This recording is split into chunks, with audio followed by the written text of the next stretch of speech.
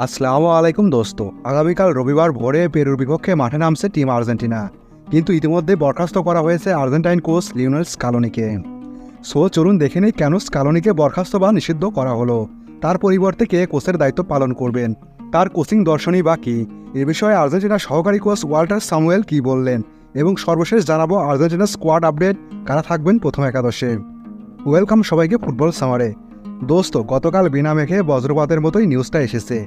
Argentina mastermind coach Lionel স্কালোনিকে বরখাস্ত করেছে CONMEBOL. তবে স্বস্তির খবর হচ্ছে এই নিষেধাজ্ঞা শুধু এক ম্যাচের জন্যই, কোয়ার্টার ফাইনালে আবারও ব্যাক করবেন স্কালোনি। মূলত চিলি ম্যাচে সেকেন্ড হাফে দেরি করে ড্রেসিং রুম থেকে বের হবার কারণে তাকে $15,000 জরিমানা এবং এক মাসের জন্য সাময়িক বরখাস্ত করেছে কনমেবল। এখন প্রশ্ন হচ্ছে পেরু ম্যাচে কে হবেন আর্জেন্টিনা প্রধান কোচ।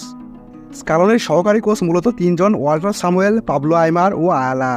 তবে টিআইসি স্পোর্টসের রিপোর্ট অনুসারে এই ম্যাচে আর্জেন্টিনা প্রধান কোচের দায়িত্ব পালন করবেন পাবলো আইমার। পাবলো আইমার বর্তমানে স্কালোনির সহকারী কোচের দায়িত্ব পালনের পাশাপাশি আর্জেন্টিনা অনূর্ধ্ব-17 দলের কোচের দায়িত্ব পালন করছেন। তাকে বলা হয় লাস্ট ম্যারাডোনা, এবং মেসির আইডল হিসাবেও তার খ্যাতি রয়েছে। এখন অনেকের মনে প্রশ্ন আসতে পারে, আইমারের কোচিং দর্শনটা কেমন। আইমার মূলত পায়ে বল রাখতে পছন্দ করেন, তবে আর্জেন্টিনার স্পেলিং স্টাইলে কোনো পরিবর্তন আসবে না। এ বিষয়ে স্কালোনির আরেক সহকারী কোচ ওয়াল্টার স্যামুয়েল জানান, স্কালোনি এই সিদ্ধান্তে অবশ্যই মনক্ষুণ্ণ হয়েছেন, তবে তিনি কনমেবলের এই সিদ্ধান্তের প্রতি শ্রদ্ধাশীল। আমরা আমাদের রেগুলার বেসিক খেলাটাই অব্যাহত রাখব। তবে আরও একটা তথ্য জানিয়ে রাখি, এবারে কিন্তু প্রথমবার নয়, স্কালোনি এর আগেও একটা ম্যাচ মিস করেছিলেন। 2022 সালে চিলির বিপক্ষে করোনা ভাইরাসের কারণে ম্যাচটি মিস করেন তিনি। এবার আসি আর্জেন্টিনার সর্বশেষ স্কোয়াড আপডেটে। টিআইসি স্পোর্টসের রিপোর্ট অনুসারে আর্জেন্টিনা একাদশে গার্নাচো ও কার্বনি দুজনেরই শুরু করার ব্যাপক সম্ভাবনা রয়েছে। গার্নাচো তো কনফার্ম, যেটা গতকালের ভিডিওতে আলোচনা করেছি।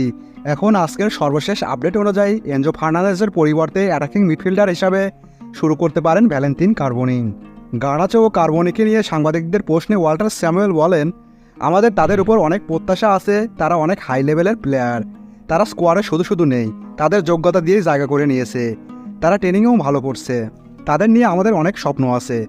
বুঝতেই পারছেন, কার্বনি ও গার্নাচোকে নিয়ে টিম ম্যানেজমেন্ট খুবই আশাবাদী। এখন দেখার বিষয় তারা মাঠে কেমন পারফর্ম করে।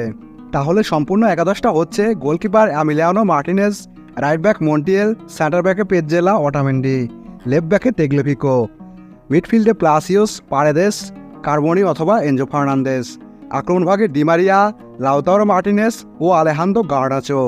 গতকাল যে একাদশ দিয়েছিলাম সেখান থেকে শুধু একটাই পরিবর্তন আসতে পারে, এনজো ফার্নান্দেজের পরিবর্তে শুরু করতে পারেন কার্বনি। আমার প্রেডিকশন আর্জেন্টিনা 3-0 পেরু। আপনার প্রেডিকশন দিন। সাবস্ক্রাইব, লাইক, ফলো দিয়ে সাথে থাকবেন। ধন্যবাদ সবাইকে।